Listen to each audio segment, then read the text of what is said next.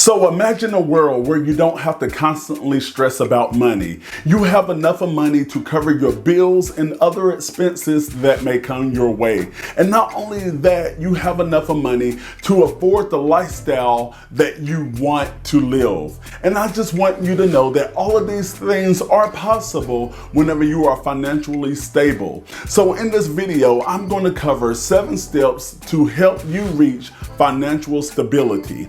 And if you're new to the channel, hi, my name is Josh and I upload videos every week about all things related to your finances.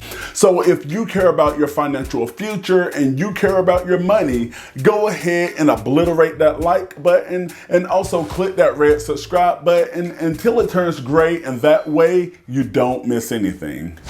So first, let's talk about what financial stability is. Whenever you are financially stable, you are confident with your financial situation. You don't have to worry about bills that's not going to get paid because you know you have enough of money and you have enough of funds and you have those things in place in order to catch whatever may happen financially. Financial stability is not about being rich, but it's more about your mindset. Whenever you find yourself making financial decisions and choices, you're not making those decisions and choices anymore based out of fear or desperation, but you are making an educated, sound decision that you have made up in your mind, and you can sleep well at night after you made that financial decision.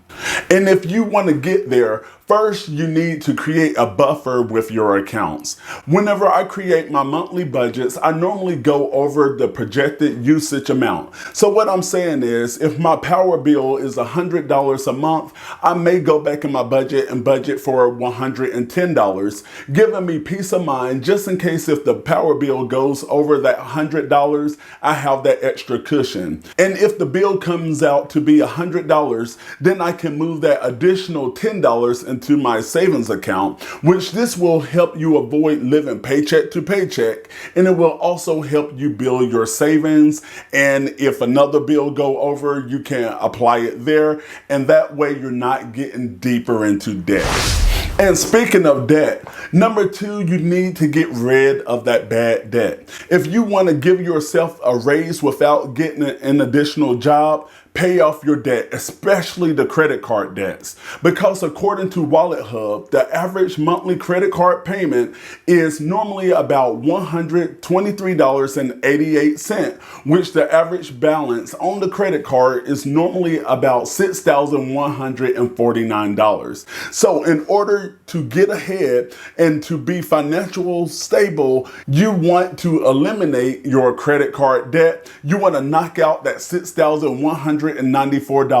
And how can you do this? Sell something, pick up a side hustle, apply those IRS checks that the government that they're sending out, do something. You can have an additional $123.88 just by knocking out those credit cards. Then you can use that money to apply it in areas wherever you see fit, or you can roll it back into your debt snowball and use that money to knock out more debt, which will give you more money to knock out another debt. And at the end of the day and at the end of the cycle, that will give you so much more money that you can use even for saving, investing, discretionary spending. Hey, take a vacation wherever you want to put that money. But if you want to be financially stable, start knocking out your debt.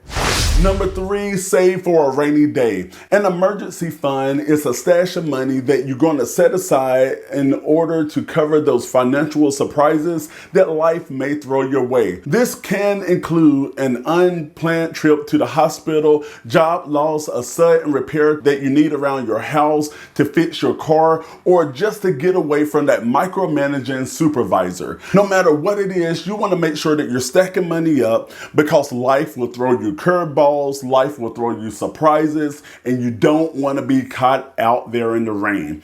I would start by saving at least 3 months of living expenses saved up in a savings account or a money market account. Notice I said I would start with 3 months of expenses, but every month you want to continue to add to that fund, and you want to have peace of mind. That will give you peace of mind knowing if something happens that you don't have to put it out on Visa. You don't have to put it out on MasterCard or American in Distress, but you will have that money in the bank to catch whatever curveball life may throw your way.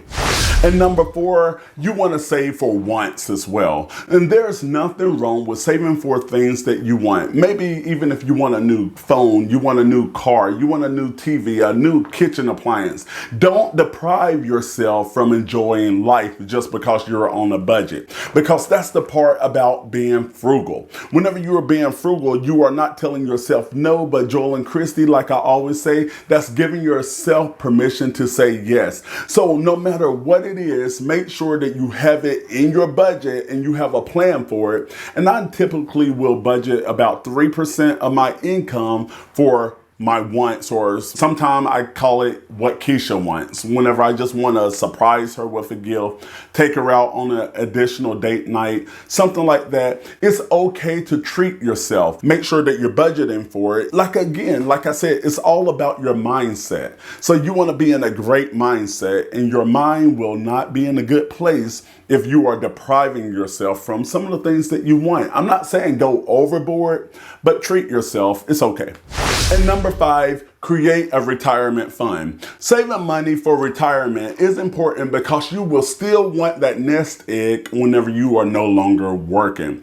Retirement is about creating a future that you want. You don't want to be 70 years old, still out there working, doing a job for someone else. My thing is, if I'm 65, 70 years old, I want to do something. I want to work for me. I want to do something that I want to do and not working for someone else where I'm dreading going to work. Retirement, I want you to realize this, it's not about an age, but it's a financial number. Right now, I'm setting aside roughly 7% additional into my Roth IRA on top of what already comes out of my paycheck for teacher retirement. And I will keep this number between 5 and 10% of whatever you are making.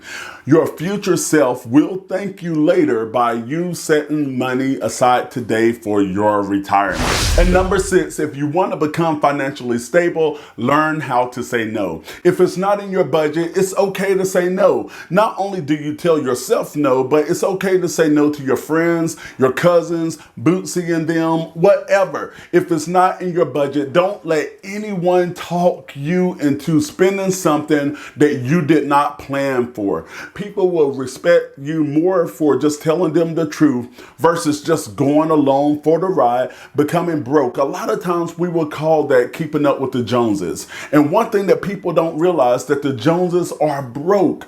You don't want to put yourself in a position where you are choosing to spend time with Bootsy or to pay your bills or going out on a family vacation that is not in your budget and risk losing your house, can't afford rent. So it's okay to put things into perspective and prioritize what's important. And going out to eat is not important if it's not in your budget. I mean, eating is important. I mean, I get it. You have to live, but it's not cool to go out and spend $150 on a meal whenever you have just Chick-fil-A budget. If you only have $20 to spend and the restaurant is $150, going out with your friends $200 for the night, I will say, maybe next time. However, we don't know when next time is. Let me work it in my budget. You want to make sure whatever you're doing that it's in your budget, and if it's not in your budget, say no.